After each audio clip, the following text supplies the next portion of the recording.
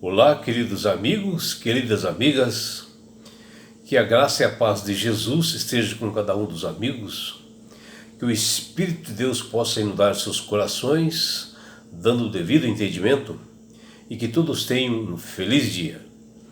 Vamos estudar a lição, e hoje, domingo, 31 de março, a lição 1 desse novo trimestre, ela tem como título Guerra no Céu. E a lição de hoje está baseada no livro de Apocalipse, no capítulo 12, no versículo 7 até 9.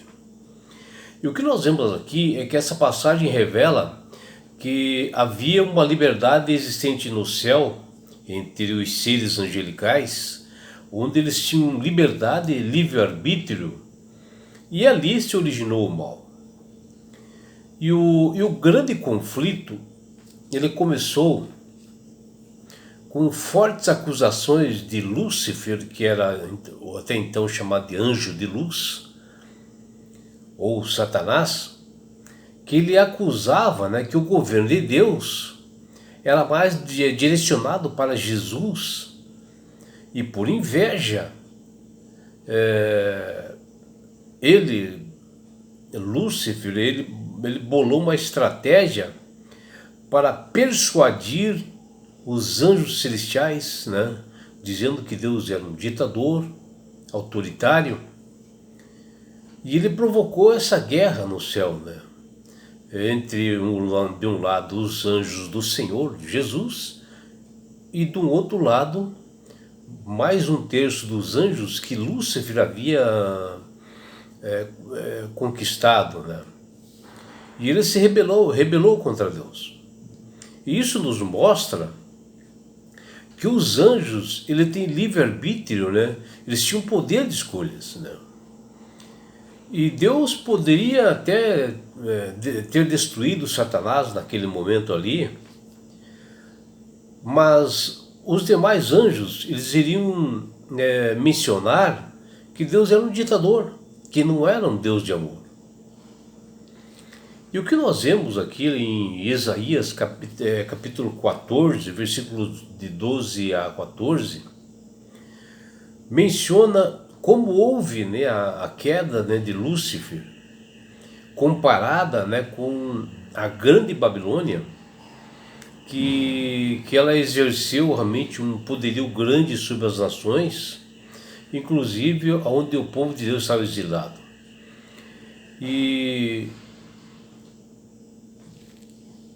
E ele mostra, no caso o Isaías, a queda do opressor, e como acabou a tirania naquele lugar, e nesse contexto ele se volta para mencionar o que ocorreu no lado do céu, para alguém que prefigurou a maldade, que criou a maldade, que deu origem à maldade, que deu origem ao pecado, que foi Lúcifer. E ele diz ali em Isaías 14, versículo 12 a 14: como caíste do céu, ó estrela da manhã, filho da alva, como fosse lançado por terra, tu debilitavas as nações. Está lá em Isaías 14, 12. Quando fala aqui o filho da alva, ele está mencionando sobre o príncipe das trevas, Satanás. Está falando que Lúcifer desejou uma adoração para ele, que pertencia ao Deus que tudo criou, E assim, realmente, ele nos mostra, realmente, que quem criou realmente o mal foi Lúcifer, foi Satanás, pela liberdade que ele tinha. Embora Deus tenha sido paciente com Lúcifer, não podia permitir que ele arruinasse o céu em sua rebelião. E os concílios celestiais insistiram com a justiça do Deus Criador, bem como a natureza sagrada, que era imutável a sua lei. Deus não podia mudar a sua lei, porque é um Deus realmente de fidelidade, é um Deus que a sua palavra não muda. E Deus mesmo havia estabelecido a ordem lá no céu. E afastando-se dela, Lúcifer desonraria o seu Criador, trazendo sobre si a ruína. No entanto, a advertência feita com amor e misericórdia de infinitos apenas despertou o espírito de resistência do inimigo, né? E essa lição realmente ela mostra que realmente Satanás ele é o criador do mal, né? Deus não é responsável pelo bem, porque quando Deus criou Lúcifer, ele era perfeito. E nós estamos assim, bem acostumados, né, a ouvir falar de guerras em várias partes do mundo. E isto desde o início da história da humanidade. E hoje nós ainda vemos guerras em várias partes, né, do planeta.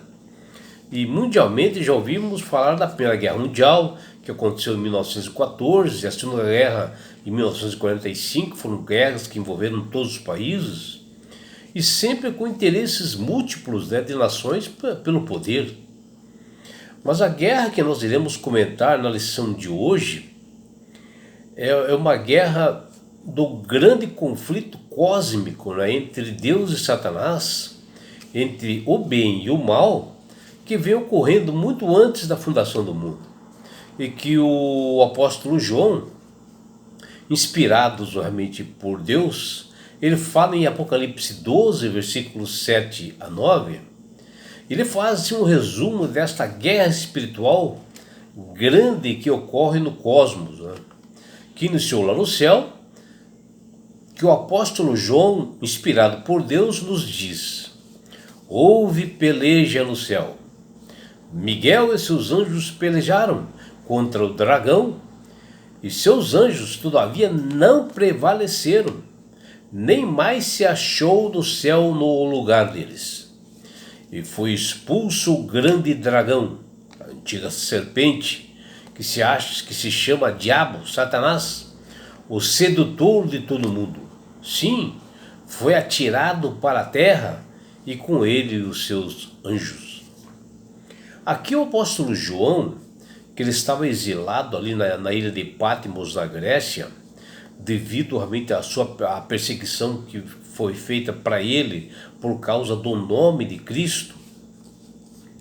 Ele ali naquele exílio ali, fechado naquela ilha, usa uma linguagem assim, mais apropriada para o momento, para não levantar suspeitas, né, dos soldados romanos, e que os cristãos fiéis poderiam entender perfeitamente. Quando ele menciona aqui no texto Miguel, ou seja, Cristo, e o dragão, que é a serpente, no caso Satanás, e quando ele fala o nome Miguel, na verdade é uma pergunta que só tem uma resposta: quem é semelhante a Deus? Ninguém, a não ser Jesus. E é um nome usado Miguel quando ele estava em atividade em guerras espirituais, lutas, né?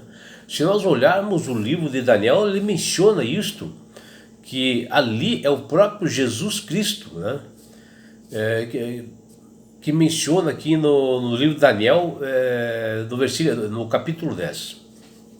E o que nós observamos que com esta rebelião de Lúcifer no céu, que os anjos celestiais tinham assim o livre-arbítrio, né, a livre escolha, um poder democrático, e a escolha de Lúcifer, conforme o seu desejo, era de rebelar contra as determinações do Deus Pai, e a maneira que um Deus de amor soberano exige reverência, ordem. Foi expulso Lúcifer e seus anjos, porque nós temos um Deus de ordem, né?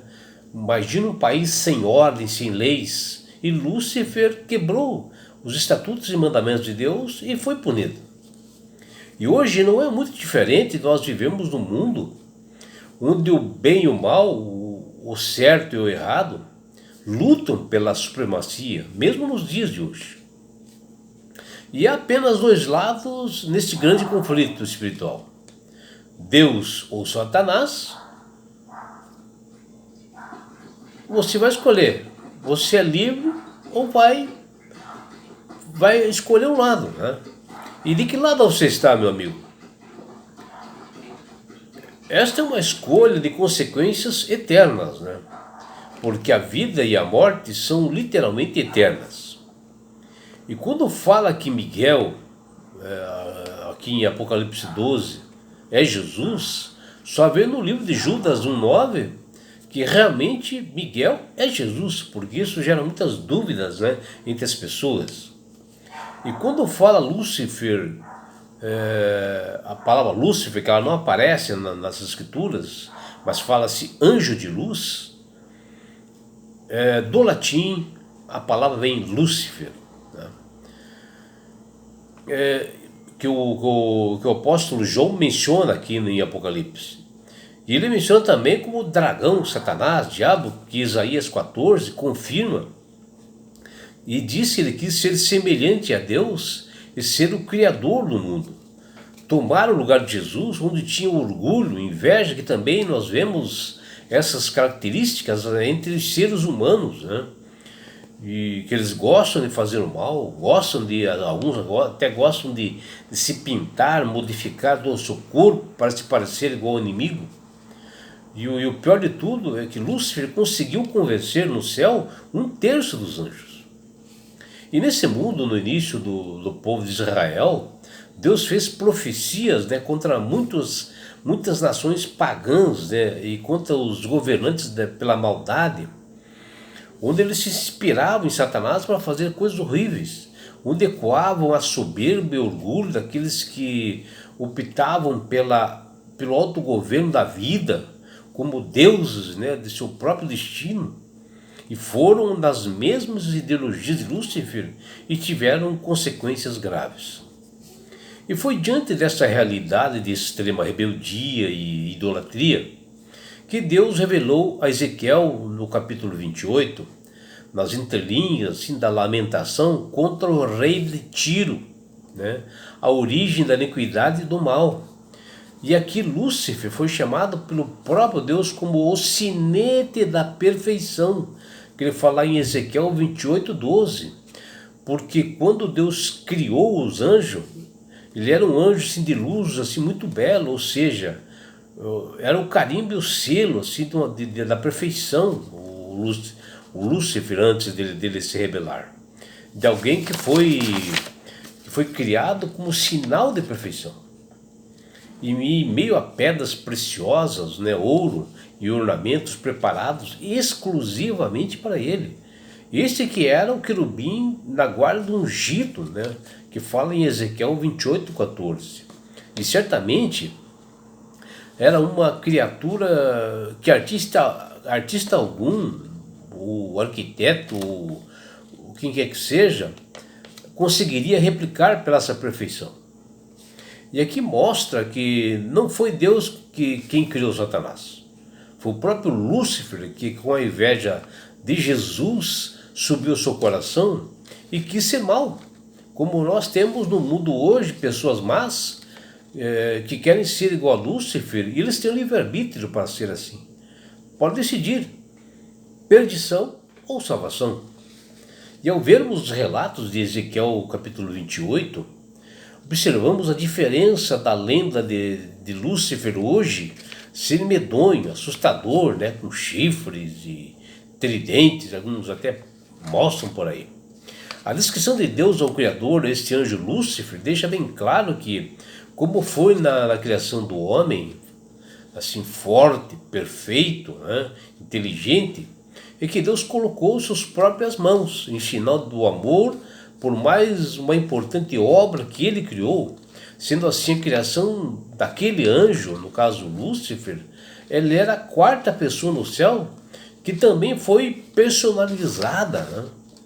E a presença de Lúcifer no céu deveria ser para os demais anjos como um sinal de perfeito amor de Deus. E acabou acontecendo o contrário, porque ele, Lúcifer, decidiu assim. Deus não criou o diabo, ele não criou um ser de brilho deslumbrante chamado Lúcifer, ou um ser angelical. Ele fazia parte de sua perfeição, a liberdade de escolhas. um princípio fundamental do governo de Deus, que Ele dá para todos nós também hoje, que opera pelo amor e não pela coerção. As pessoas são livres para amar ou não amar a Deus. O pecado originou-se com Lúcifer no próprio céu. E Lúcifer desejou a ele adoração e honra, que pertencia apenas ao Criador do universo. E ali ele cavou realmente a sua expulsão do céu. Ele tentou usurpar, tomar o trono de Deus, questionando aos demais anjos a autoridade do Deus Pai. E a sua rebelião resultou numa guerra declarada no céu, que se espalhou realmente para todo o universo e que nós temos hoje realmente consequências graves disso. E é por isso, meu amigo, minha amiga, que Deus tem falado com todas as pessoas através do Espírito Santo para aceitarem a Jesus como Salvador e Senhor. Porque a partir do momento que você aceita Jesus como Salvador e Senhor, você passa a ser uma pessoa sábia, porque o Espírito Santo trabalha na sua mente. Porque há uma entrega do seu coração, há um livre-arbítrio que você decidiu ser de Jesus. E a partir desse momento você passa a manusear melhor as Escrituras, ter entendimento, E com certeza não vai se deixar enganar por este anjo de luz, Satanás, que anda ao redor de todos nós todos os dias. E ele quer te levar à perdição porque ele já está perdido, ele já está condenado e os seus dias estão contados. E não é só isso, meu amigo, minha amiga. Quando você aceita Jesus como Salvador e Senhor, você ganha de Deus esse presente que chama-se salvação. Que com a volta de Jesus, que está muito próximo de acontecer, ele vai nos levar para as mansões celestiais. Um lugar, meu amigo, minha amiga, que não haverá mais morte, não haverá mais dores, aflições, perseguições, não haverá engano, só haverá verdade. Porque lá você estará nas grandes bodas do Cordeiro Jesus, nas mansões celestiais, no céu. E sabe por que Deus quer fazer isto com você, minha amiga? Com você, meu amigo? Porque Jesus te ama. Abraços do seu amigo João Carlos Amorim.